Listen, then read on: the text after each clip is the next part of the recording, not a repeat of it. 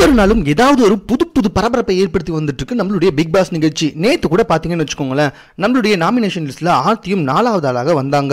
அவங்க வந்துட்டு ஓட்டு கேட்டு அழுத விஷயம்லாம் வந்துட்டு நம்ம எல்லாருக்குமே நல்லா தெரிஞ்ச விஷயம் தாங்க.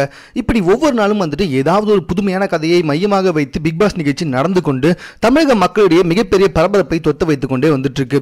இன்னைக்கு பிக் பாஸ் நிகழ்ச்சியோட ப்ரோமோ வந்துட்டு வெளியிட்டு இருக்காங்க. அதுல கடைசியா ஒரு 20 நிமிஷத்துக்கு முன்னாடி ஒரு ப்ரோமோ வந்திருக்கு. அந்த ப்ரோமோவில் நம்மளுடைய ஜூலி வந்துட்டு காயத்ரி கிராம் இருக்காங்க பார்த்தீங்களா, அவங்க கிட்ட ரொம்பவே ஓப்பனா எனக்கு என்ன நடந்துச்சுன்னே தெரியலங்கா, எனக்கு வந்துட்டு ஐ வெரி லைக் ஆரோ அப்படின்னு சொல்லிட்டு தனியாக கூட்டிட்டு போய் சொல்றாங்க.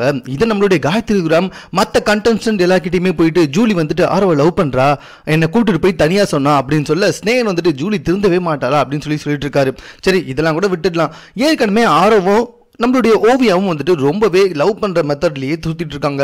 இப்போ ஜூலி திடீரென்று வந்துட்டு நான் ஆரோவை லவ் பண்றேன் அப்படின்னு சொல்வதற்கு காரணம் என்ன அப்படின்றது நம்மளால கொஞ்சம் கூட புரிஞ்சிக்கவே முடியலங்க. இது உண்மையான காதலா இல்லைனா ஸ்கிரீனுக்காக ஸ்கிரிப்ட் எழுதி கொடுத்து வந்த காதலா அப்படின்றது நமக்கெல்லாம் வேற விஷயம். இருந்தாலும் இத்தனை பேர் பார்த்து கொண்டு இருக்கும் ஒரு மீடியாவில் ரொம்பவே ஓப்பனா ஜூலி அவர்கள் நான் வந்துட்டு ஆரோவை ரொம்ப லைக் பண்றேன், லவ் பண்றேன், எனக்கு என்னாச்சுன்னு தெரியல அப்படின்னு சொல்றது ரொம்பவே ஒரு வியப்பான விஷயமா தான் இருந்து வந்துட்டு இருக்கு.